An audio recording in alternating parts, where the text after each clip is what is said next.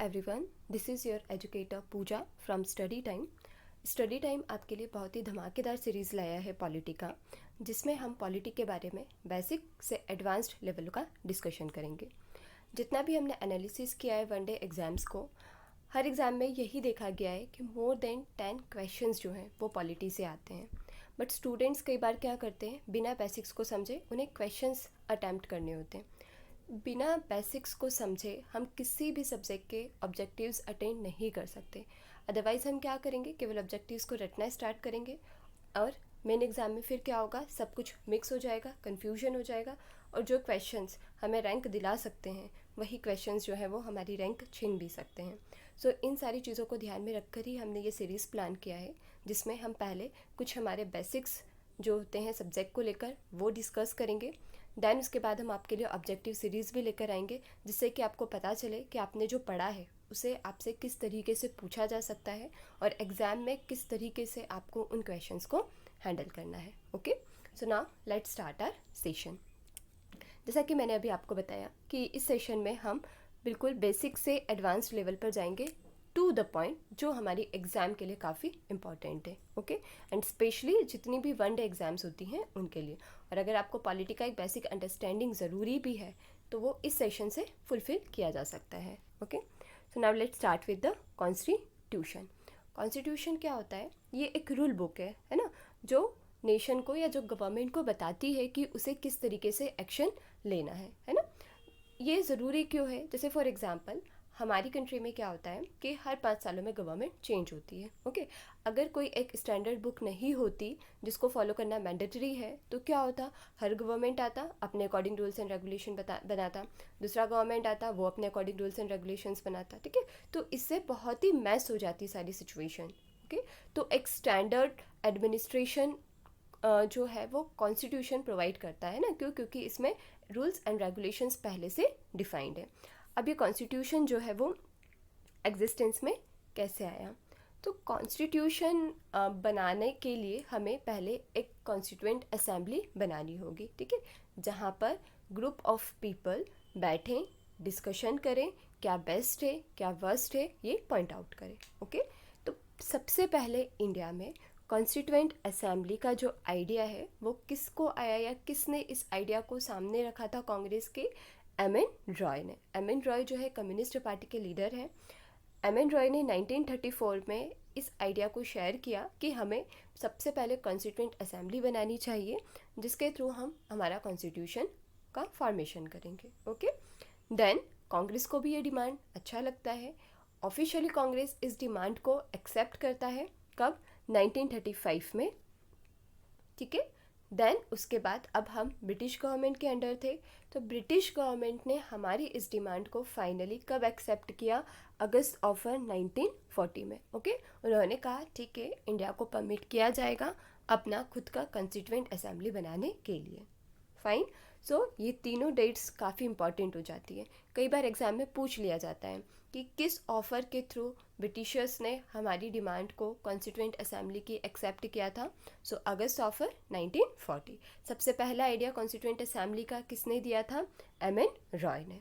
आ रहा है आपको समझ में कि किस तरह से आपसे क्वेश्चंस पूछे जा सकते हैं। ओके, सो कॉन्स्टिट्यूएंट असेंबली का फॉर्मेशन हो जाता है और इस कॉन्स्टिट्यूएंट असेंबली का जो मेन टास्क है ना, वो क्या है? फ्रेम करना कॉन्स्टिट्यूशन ऑफ न्यू इंडिया। अब हमें कॉन्स्टिट्यूएंट असेंबली को फॉर्मेशन करने का परमिशन तो मिल गया। अब इस कॉन्स्टिट्यूएंट असेंबली में मेंबर्स कहाँ से आएंगे? सो कॉन्स्टिट्यूएंट असेंबली में जो मेंबर्स हैं वो पार्शली इलेक्टेड होते हैं एंड पार्शली नॉमिनेटेड होते हैं। ओके, जो फर्स्ट मीटिंग है कॉन्स्टिट्यूएंट असेंबली का वो कब होता है? 9 दिसंबर 1946, जिसको या जिसके प्रेसिडेंट कौन होते हैं? डॉक्टर सच्चिदानंद सिन्हा। इन्हीं को क्यों अपॉइंट किया जाता है ऐसे प्रेसिडेंट? क्योंकि ये सबसे सीनियर मोस्ट सिटीजन होते हैं। दैन उसके बाद इलेक्शन कंडक्ट होते हैं और इलेक्शन के रिजल्ट्स के बेसिस पर डॉक्टर राजेंद्र प्रसाद को प्रेसिडेंट बना दिया जाता है कॉन्स्टिट्यूएंट असेंबली का। ओके, जब तक कॉन्स्टिट्यूएंट असेंबली रहती है तब तक यही इसके प्रेसिडेंट रहते हैं। और ये कब होता है? 11 दिसंबर 1946 को। ठीक है, ये डेट्स भी आपसे पूछी जा सकती हैं। देन उसके बाद ये तो हो गया कॉन्स्टिट्यूएंट असेंबली के बारे में, हमने हमारा कॉन्स्टिट्यूशन बना लिया। सो आखिर कॉन्स्टिट्यूशन बनाने की हमें ज़रूरत क्यों पड़ी, है ना।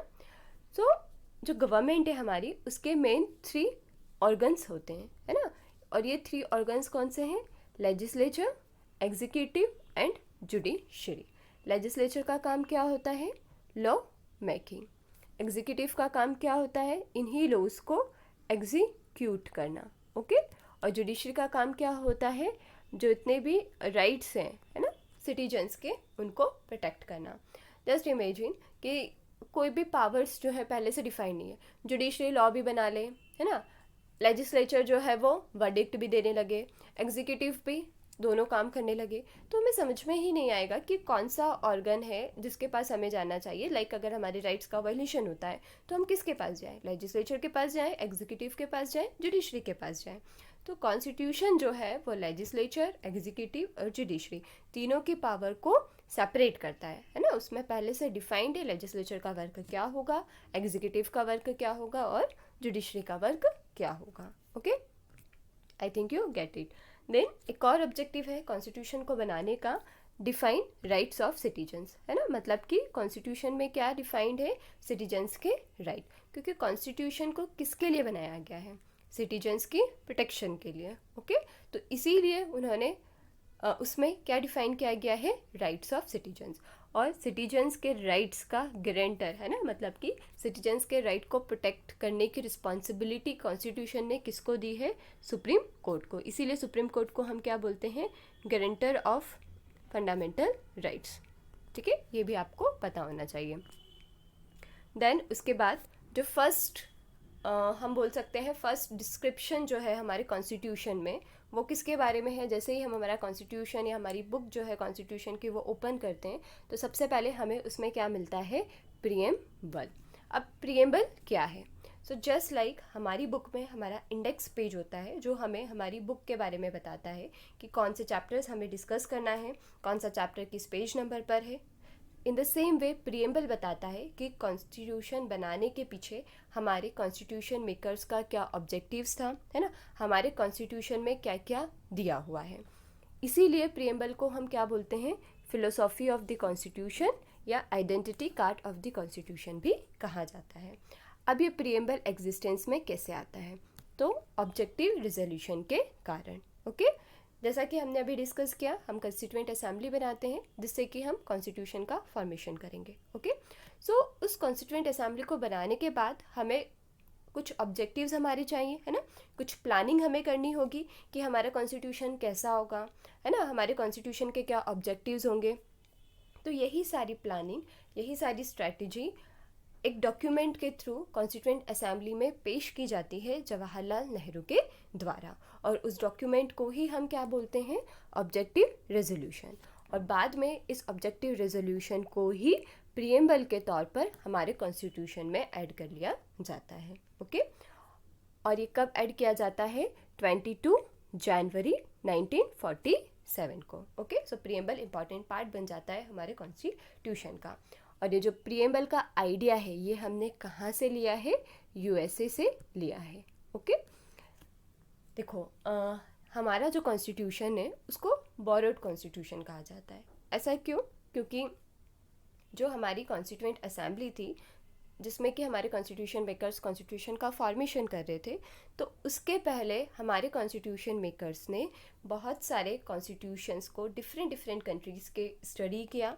दैन उसके बाद उन्हें जो उन कॉन्स्टिट्यूशंस में अच्छा लगा उसे उठाकर उन्होंने इंडियन कॉन्स्टिट्यूशन में डाला, ठीक है। इसीलिए हमारे कॉन्स्टिट्यूशन को बॉर्डर्ड कॉन्स्टिट्यूशन कहा जाता है, ठीक है।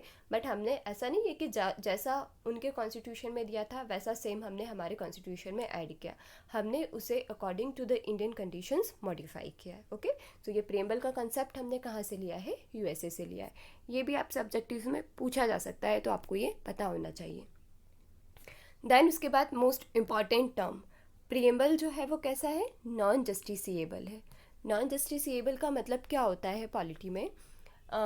जिसके लिए आप कोर्ट में नहीं जा सकते अगर वो चीज़ आपका वायलेट किया जाता है तो। मतलब प्रिएम्बल का कोई भी प्रोविज़न अगर वायलेट किया जाता है तो आप डायरेक्टली कोर्ट के पास नहीं जा सकते, ठीक है। मतलब कि प्रिएम्बल कैसा है, नॉन जस्टिसिएबल है। जैसे अभी हम फंडामेंटल राइट्स डिस्कस करेंगे तो फंडामेंटल राइट्स क्या होते हैं, जस्टिसिएबल। दैट मीन्स व्हाट, अगर आपके फंडामेंटल राइट का वायलेशन होता है तो आप डायरेक्टली किसके पास जा सकते हो, इवन सुप्रीम कोर्ट के पास आप डायरेक्टली जा सकते हो। तो वो क्या है, जस्टिसिएबल है, जिस पर कि जस्टिस दिया जा सकता है, ठीक है।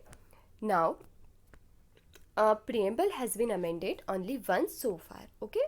अब what is amendment, है ना। amendment को समझना बहुत ही ज़रूरी है यहाँ पर। amendment क्या होता है, लाइक हमारा कॉन्स्टिट्यूशन कब बना, 1950 में। अब 1950 में कॉन्स्टिट्यूशन तो बन गया, बट विथ टाइम चेंजेस भी ज़रूरी है ना। क्योंकि कई बार हमें ऐसा लगता है कि कुछ चीज़ें हमारे कॉन्स्टिट्यूशन में होनी चाहिए, कुछ चीज़ें हमारे कॉन्स्टिट्यूशन में नहीं होनी चाहिए, क्योंकि अब उनका इम्पोर्टेंस नहीं रहा है ना, चीज़ें जो है वो बदल गई है। तो इसीलिए हमें कुछ चेंजेस करने पड़ते हैं कॉन्स्टिट्यूशन में, और इन चेंजेस को ही हम क्या बोलते हैं, अमेंडमेंट। मतलब कि कुछ भी ऐड करना कॉन्स्टिट्यूशन में या कुछ भी डिलीट करना, उस प्रोसीजर को क्या कहा जाता है, अमेंडमेंट, ओके।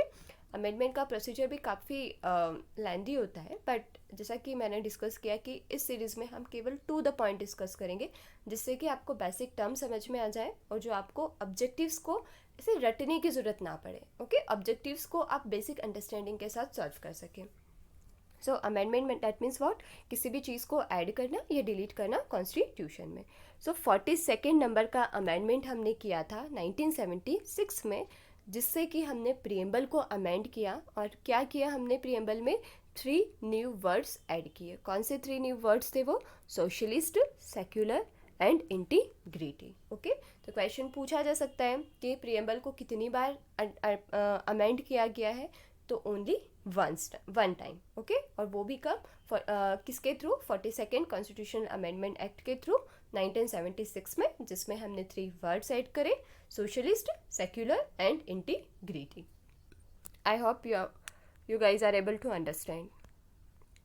अगर आपको कोई भी डाउट्स आते हैं सो प्लीज़ आप वो कमेंट में शेयर कीजिए, हम आपके डाउट्स को रिजॉल्व करने की पूरी कोशिश करेंगे। अब आप ये जो डॉक्यूमेंट देख रहे हैं सामने, ये एक्चुअली हमारा प्रिएम्बल है, ओके।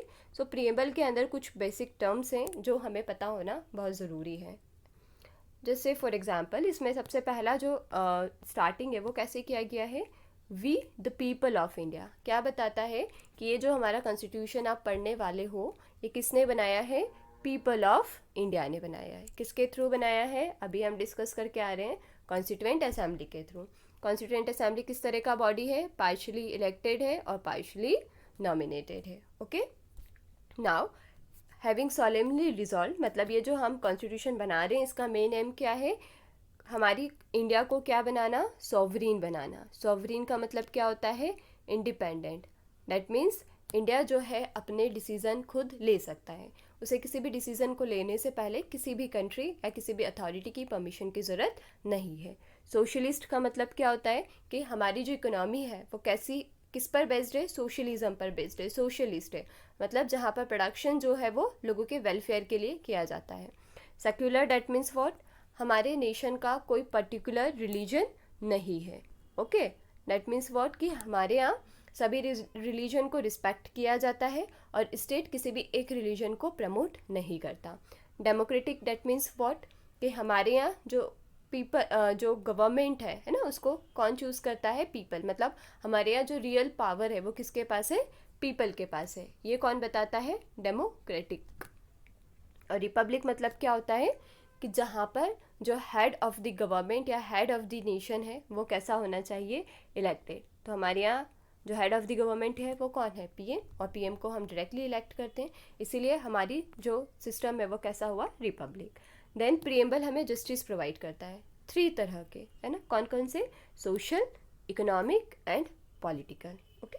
अब देखिए यहाँ पर कई बार क्वेश्चन कैसे दिया जाता है हमको, जैसे हम क्या करते हैं एग्ज़ाम के फ्लो में कई बार सिली मिस्टेक्स कर देते हैं। जैसे हो सकता है कि आपको ये जस्टिस में ऑप्शंस दे दे, सोशल, इकोनॉमिक, पॉलिटिकल और डेमोक्रेटिक, है ना। या इस तरह से क्वेश्चन आ सकता है, social, economic, democratic and all the above, है ना, या ओनली 2। इस तरह से क्वेश्चन जो है वो फ्रेमिंग हो सकता है। तो कई बार हम ऑल दी अबव या इस तरह से टिक कर देते हैं। सो जस्टिस हमें किस तरह का प्रोवाइड करता है, ये सोशल, इकोनॉमिक एंड पॉलिटिकल, ये आपको याद रखना है। लिबर्टी किन चीज़ों की देता है हमें? लिबर्टी मतलब freedom, thought, expression, belief, faith and worship. Equality status की एंड अपॉर्चुनिटी की, ओके। एंड फ्रेटर्निटी वर्ड का मतलब क्या होता है? ब्रदरहुड। मतलब ये हमें बताता है कि हमें हर एक इंडिविजुअल की डिग्निटी को रिस्पेक्ट करना चाहिए और यूनिटी और इंटीग्रिटी के साथ हमारे नेशन में रहना चाहिए, ओके। देन लास्ट लाइन इसका क्या है कि ये जो कॉन्स्टिट्यूएंट असेंबली है ये 26 नवंबर 1949 को अपने आप को एक कॉन्स्टिट्यूशन जो है वो प्रोवाइड कर रही है। मतलब कि हमारा कॉन्स्टिट्यूशन कब बनकर तैयार हो गया था? 26 नवंबर 1949 को, ओके। सो कुछ नहीं है, आपको थोड़ा सा एक बार दो बार मतलब लाइक 2 to 3 टाइम्स थोड़ा रिवाइज करना पड़ेगा, तो ये चीज़ें आपको अपने आप लर्न हो जाएगी। लाइक जस्टिस 3 तरह का, social, economic and political. Liberty किसकी? Thought, expression, belief, faith and worship की। इक्वालिटी 2 चीज़ों की, स्टेटस में equality and opportunity. And fraternity work क्या बताता है? 2 चीज़ें, डिग्निटी ऑफ इंडिविजुअल को and unity and integrity of nation को। I hope you guys are able to understand, okay. Now अब इसमें देखो यहाँ पर क्या बोल रहा है कि हमने कॉन्स्टिट्यूशन को कब अडॉप्ट किया? 26 नवंबर 1949 को। बट हम रिपब्लिक डे तो कब सेलिब्रेट करते हैं? 26 जनवरी 1950 को। ऐसा क्यों? क्योंकि हम 26 इस डेट का इम्पोर्टेंस था हमारे हिस्ट्री में। सो उसी इम्पोर्टेंस को बनाए रखने के लिए हम डिसाइड करते हैं कि हम हमारा कॉन्स्टिट्यूशन कब से इनेक्ट करेंगे? 26 जनवरी 1950 से। बनकर तो वो तैयार हो गया था 26 नवंबर 1949 को ही, ओके। क्या हुआ था ऐसा हिस्ट्री में? तो लाहौर कांग्रेस सेशन कंडक्ट किया गया था आईएनसी के द्वारा, जिसमें कि जो जवाहरलाल नेहरू जी थे उन्होंने 26 जनवरी 1929 को डिसाइड किया गया था कि हम क्या सेलिब्रेट करेंगे? पूर्ण स्वराज। और फर्स्ट टाइम इंडिया ने पूर्ण स्वराज, सेल्फ रूल का डिमांड जो है वो एक्सेप्ट किया था और जिसको कि अपना ऑब्जेक्टिव बनाया था। तो उसी इंपॉर्टेंस को मेंटेन रखने के लिए 26 जनवरी 1950 को डिसाइड किया जाता है कि हम हमारा रिपब्लिक डे सेलिब्रेट करेंगे या हम कॉन्स्टिट्यूशन को इनेक्ट करेंगे कम्प्लीटली, ओके। ये क्वेश्चन भी आपके बीपीएससी में पूछा गया है। नाउ नेक्स्ट टॉपिक है हमारा विद रिस्पेक्ट टू सिटीजनशिप। अब सिटीजनशिप क्या बताता है कि आप किस देश के नागरिक हो, और ये कौन से आर्टिकल में मेंशन्ड है कॉन्स्टिट्यूशन के? Article 5 to article 11 in part 2 of the constitution citizenship से हम डील करते हैं। सो आपको इसमें ज़्यादा कुछ समझने की ज़रूरत नहीं है, बस ये पॉइंट्स आपको याद रखना है कि सिटीजनशिप हमको कैसे मिलता है। तो 4 तरीक़ों से मिलता है, बर्थ के थ्रू, डिसेंट के थ्रू, रजिस्ट्रेशन के थ्रू और नेचुरलाइजेशन के थ्रू, ठीक है। अब क्या है, एक बार हमें सिटीजनशिप मिल गया तो इस सिटीजनशिप को वापस छीना जा सकता है ना? यस, लॉस ऑफ सिटीजनशिप हो सकता है। ये 3 कंडीशंस पर हो सकता है, रिनेंसिएशन, टर्मिनेशन एंड डिप्राइवेशन, ओके। सो आपको ज़्यादा डिप में जाने की ज़रूरत नहीं है, बस आप इन पॉइंट्स को लर्न कर लें क्योंकि इतना ज़्यादा इंपॉर्टेंट नहीं है, बट इवन दो एटलीस्ट आपको कुछ आइडिया जो है वो होना चाहिए with respect to the citizenship. कौन से आर्टिकल में है सिटीजनशिप? 5 to 11। और कौन से पार्ट में है? पार्ट 2 में। Now move to the next topic, okay. Next topic है हमारा फंडामेंटल राइट्स। ये most of the important topic है जिससे कि ज़्यादातर एग्जाम्स में क्वेश्चंस देखे गए हैं, ओके। सो ये टॉपिक को आपको बहुत ही अच्छी से पढ़ना है। फंडामेंटल राइट्स कौन से आर्टिकल में डिफाइंड है? 12 to 35। कौन से पार्ट में है? 3rd part of the constitution. इन्हें क्या बोला गया है? मग्नकर्ता of India, okay.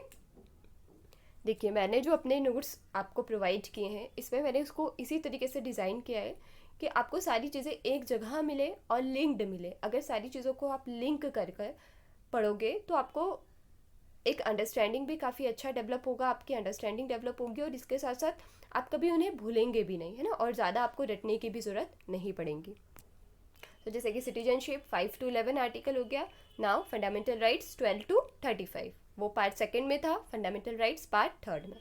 मग्नकर्ता of India किसको बोला जाता है? तो फंडामेंटल राइट्स को बोला जाता है। फंडामेंटल राइट्स का गारंटर कौन है? सुप्रीम कोर्ट, है ना। कई बार हम यहाँ कंफ्यूज होकर कॉन्स्टिट्यूशन लगा सकते हैं, नहीं, फंडामेंटल राइट्स का गारंटर कौन सा अथॉरिटी है? सुप्रीम कोर्ट है, okay. Now let's discuss about the features of fundamental rights.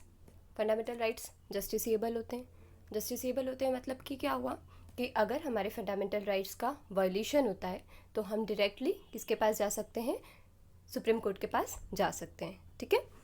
Not absolute और सैक्रोसैंक्ट। नॉट एब्सोल्यूट और सैक्रोसैंक्ट का मतलब क्या होता है कि जो फंडामेंटल राइट्स हमें मिले हैं ये परमानेंट नहीं है। दैट मीन्स व्हाट कि ऐसी कंडीशंस हो सकती है जिसमें कि हमारे इंटरेस्ट के लिए गवर्नमेंट को हमारे राइट्स को सस्पेंड करना पड़ सकता है, ओके। तो इससे रिलेटेड हम एक प्रोविज़न पढ़ेंगे आगे हमारे लेक्चर्स में, इमरजेंसी, ओके। इसमें आपको ये पॉइंट बहुत ही अच्छी तरीके से समझ में आएगा। थर्ड है एक्शन अगेंस्ट स्टेट, मतलब कि क्या, ये स्टेट को बताते हैं कि आपको क्या नहीं करना है, इसीलिए हम इसको क्या बोलते हैं, निगेटिव इन कैरेक्टर। इस पॉइंट के लिए भी आपको थोड़ा सा वेट करना पड़ेगा जब हम डीपीएसपी पढ़ेंगे, और जब हम वहाँ पर डीपीएसपी का पॉजिटिव कैरेक्टर और फंडामेंटल राइट्स का नेगेटिव कैरेक्टर कंपेयर करेंगे, so you will be able to understand it even more better, okay. Now let's come to the article points, है ना, कि कौन सा आर्टिकल किन चीज़ों को कवर करता है। अभी हमने डिस्कस किया कि फंडामेंटल राइट्स जो है वो कौन से आर्टिकल से कवर किया, कौन से आर्टिकल्स के अंदर कवर होता है, आर्टिकल 12 से आर्टिकल 35, ओके। और कौन से पार्ट में, पार्ट 3। सिटीजनशिप कौन से में था, 5 to 11, और पार्ट 2 में, ओके। ऐसे अगेन एंड अगेन आपको रिकॉल करते रहना है ताकि आप भूलें ना। आर्टिकल 2 में क्या दिया है, डेफिनेशन ऑफ स्टेट। जैसा कि अभी मैंने यहाँ पर बताया कि फंडामेंटल राइट्स क्या होते हैं, स्टेट एक्शन होती है अगेंस्ट स्टेट, मतलब स्टेट को बताया जाता है कि आपको क्या नहीं करना है। तो आखिर इस स्टेट का डेफिनेशन क्या होगा, स्टेट के अंदर क्या आएगा, तो उसका डेफिनेशन कहाँ पर दिया गया है, आर्टिकल 12 में दिया है। बस इतना मोर देन इनफ है आपके लिए।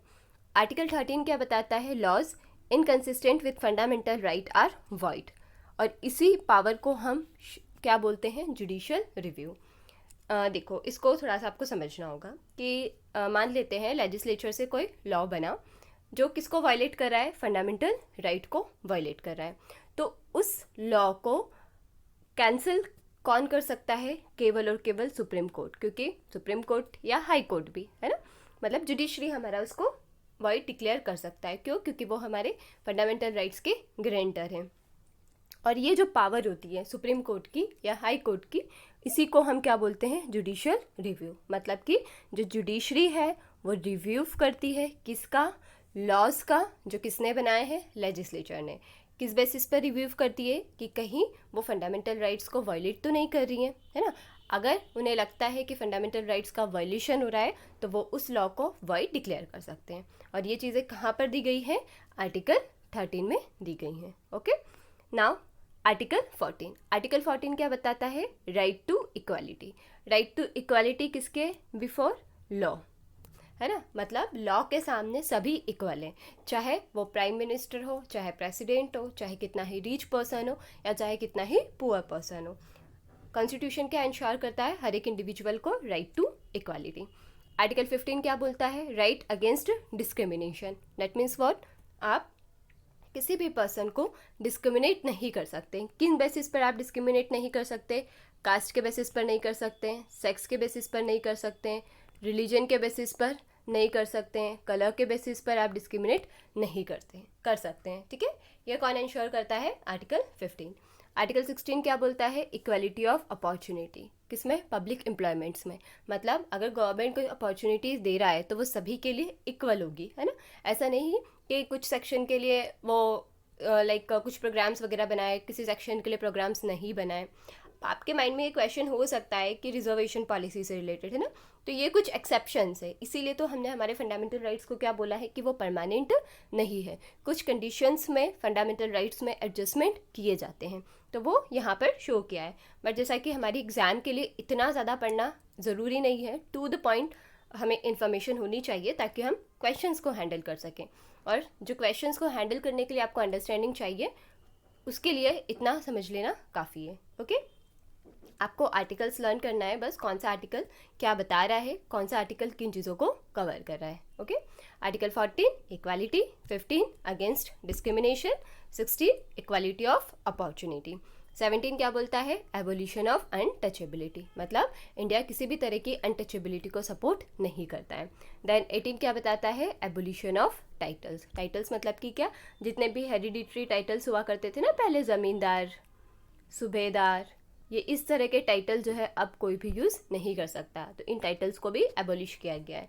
कौन से आर्टिकल के थ्रू? आर्टिकल 18 के थ्रू। आर्टिकल 19 क्या देता है हमको? Right to freedom. अब फ्रीडम किस तरह की फ्रीडम? तो उसके लिए उन्होंने 6 पॉइंट्स दिए हैं कि 6 तरह की फ्रीडम जो है वो राइट टू फ्रीडम के थ्रू आपको मिलती है। पहला फ्रीडम स्पीच एंड एक्सप्रेशन का, मतलब आपके जो भी व्यूज़ हैं उन्हें आप बोलकर और एक्सप्रेस कर कर बता सकते हो।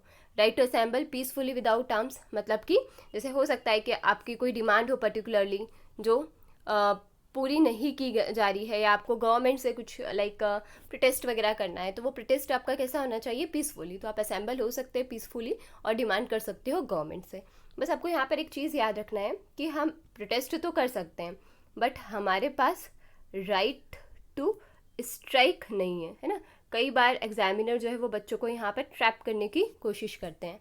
तो राइट टू स्ट्राइक हमारे पास नहीं है। प्रोटेस्ट हम कर सकते हैं बट पीसफुली, बट स्ट्राइक हम नहीं कर सकते। ये अगेंस्ट है हमारे फंडामेंटल अगेंस्ट है कॉन्स्टिट्यूशन के। Right to form associations, unions और cooperative societies. Right to move freely throughout the territory of India. I think इसमें कोई एक्सप्लेनेशन की ज़रूरत नहीं है। Right to reside in any part of India, हम जहाँ चाहे वहाँ रह सकते हैं और जो प्रोफेशन हम चाहें वो हम प्रैक्टिस कर सकते हैं। Most of the important fact from the point of view of exam, right to property. ये कई बार एग्जाम्स में पूछा जाता है कि राइट टू प्रॉपर्टी को किस आर्टिकल या किस आर्टिकल नहीं, किस अमेंडमेंट के थ्रू डिलीट किया गया है। ओके, सो कौन सा अमेंडमेंट है? 44th constitutional amendment act of 1978 के थ्रू राइट टू प्रॉपर्टी को फंडामेंटल राइट से डिलीट कर दिया गया है। ओके, और इसे एक लीगल राइट बना दिया गया है। तो आपको क्या याद रखना है? राइट टू प्रॉपर्टी को कौन से अमेंडमेंट के थ्रू रिमूव किया गया है? 44th कॉन्स्टिट्यूशनल अमेंडमेंट के through. Okay, now protection in respect of conviction for offences. इसमें हम क्या कर सकते हैं कि अगर किसी ने कुछ ऑफेंस किया है तो ऐसा नहीं है कि अगर उसने कुछ ऑफेंस किया है तो उसके सारे राइट्स जो है वो वहाँ पर ख़त्म हो जाएंगे, है ना। उन्हें राइट्स दिए जाएंगे, जैसे कि वो अपने एडवोकेट को हायर कर सकता है, अपना जो भी पॉइंट है वो बता सकता है। तो उस कंडीशंस में भी उन्हें कुछ राइट्स मिलते हैं। आर्टिकल 21 क्या कवर करता है? Protection of life and personal liberty. Okay, इसमें राइट टू लाइफ भी इंक्लूडेड होता है। देन 21A क्या इंश्योर करता है? Right to education. एजुकेशन कौन सा? एलिमेंट्री एजुकेशन, मतलब 6 से 14 साल तक एजुकेशन प्रोवाइड करना ये किसकी रिस्पॉन्सिबिलिटी है? स्टेट की।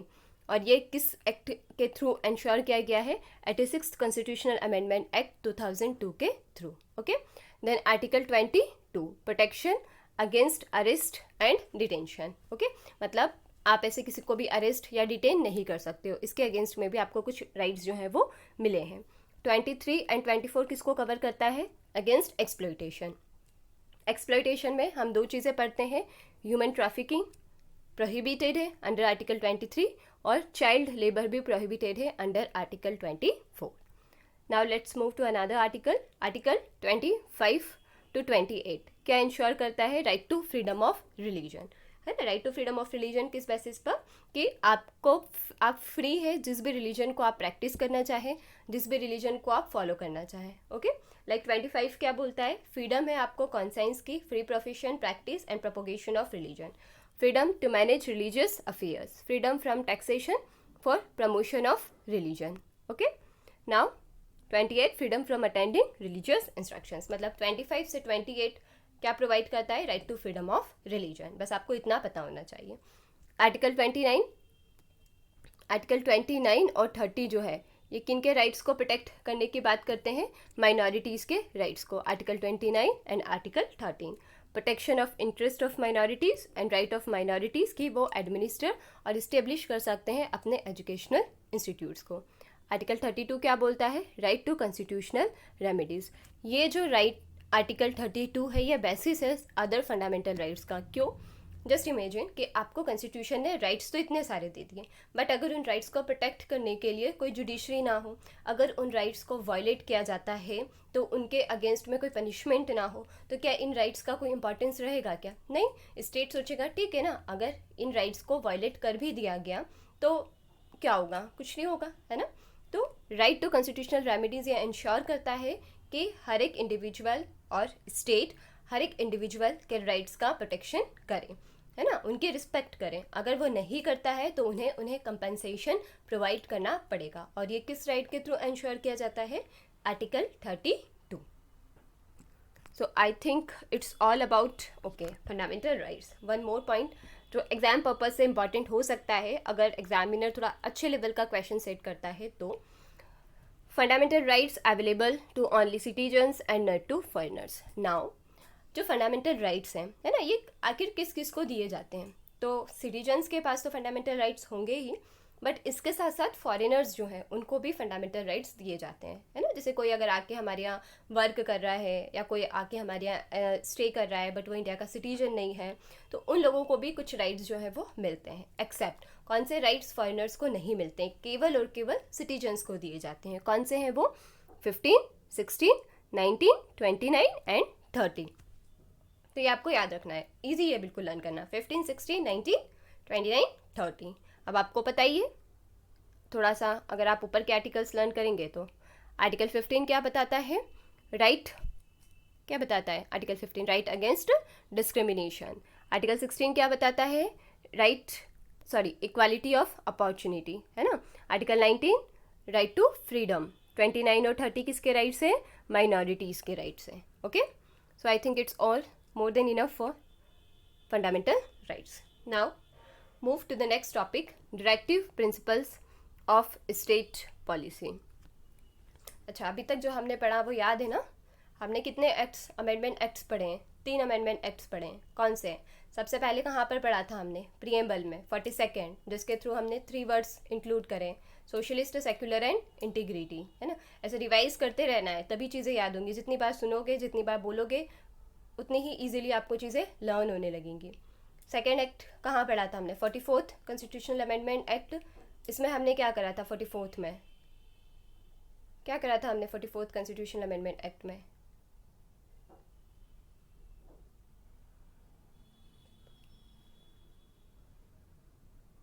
यस, राइट टू प्रॉपर्टी को हमने डिलीट किया था। ओके, देन उसके बाद कौन सा एक्ट पढ़ा हमने?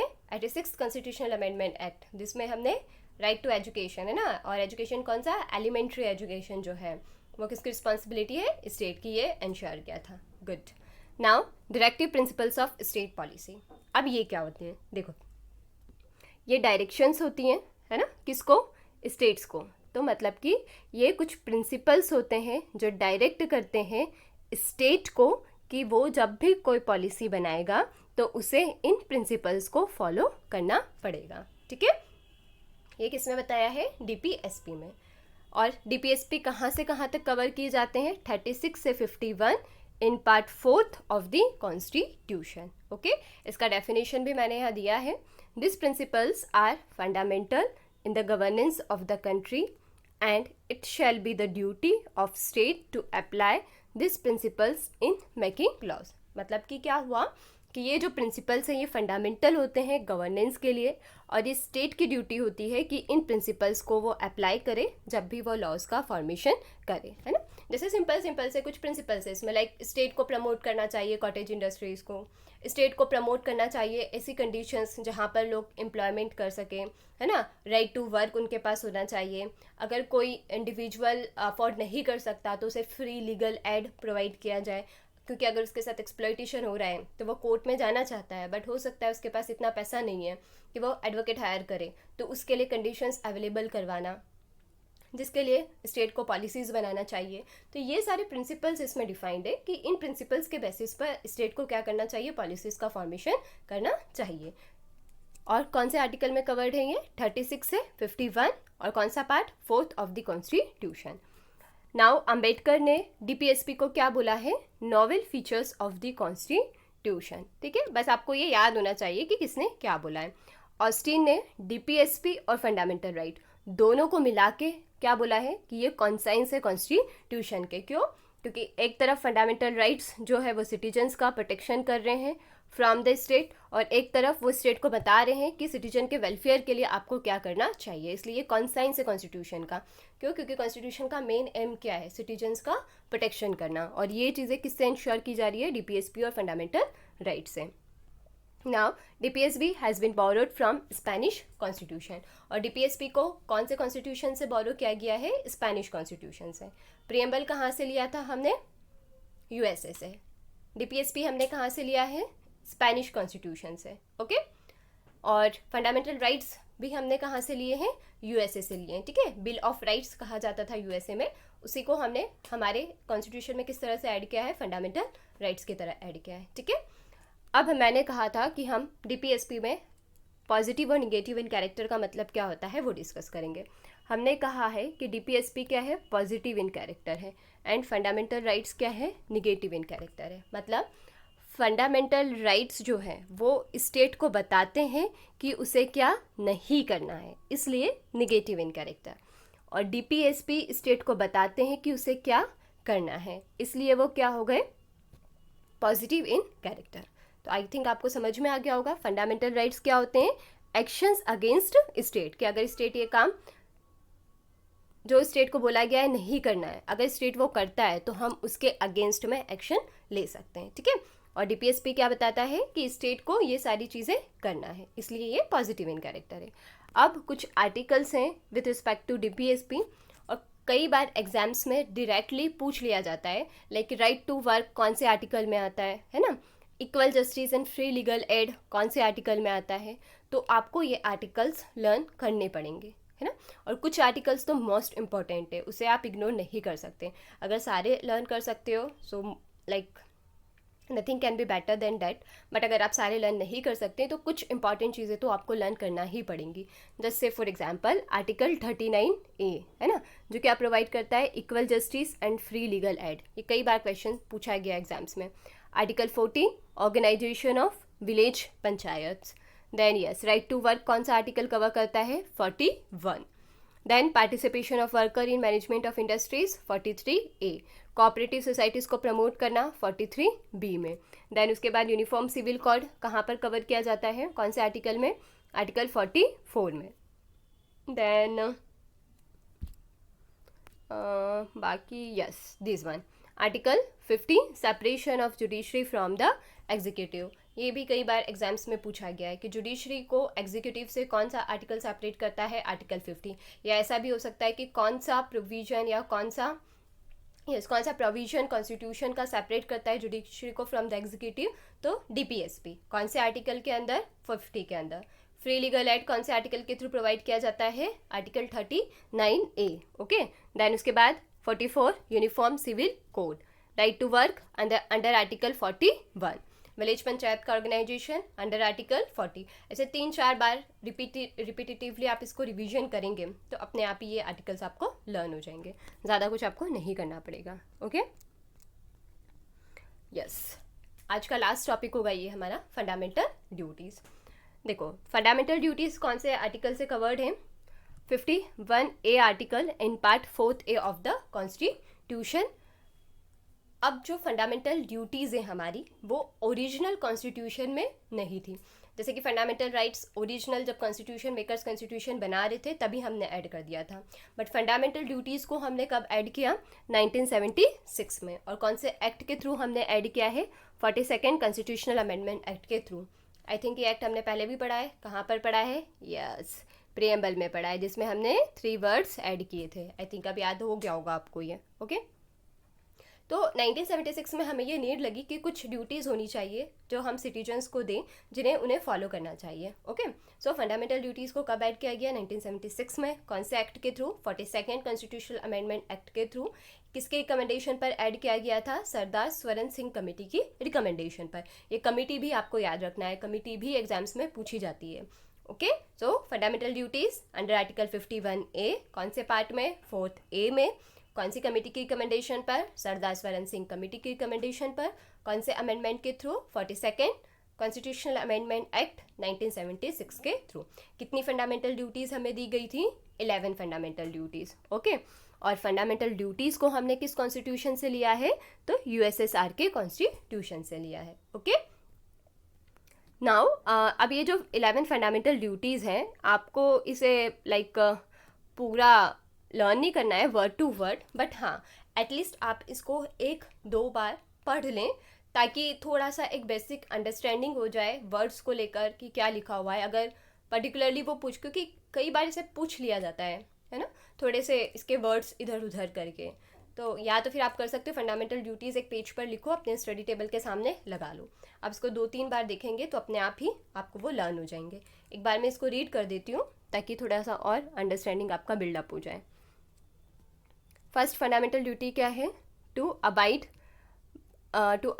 by the Indian Constitution and respect its ideals and institutions, national flag and national anthem. Second, to cherish and follow the noble ideals of the freedom struggle. इसमें समझने जैसा कुछ नहीं है, बस आपको एक बार इसको रीड करना है ना, क्योंकि आप जब इसको रीड करेंगे तो अपने आप ही चीज़ें आपको समझ में आ जाएंगी। To uphold and protect the sovereignty, मतलब कि इंडिपेंडेंस, यूनिटी एंड इंटीग्रिटी कहाँ पड़ा था? Fraternity, unity and integrity of India.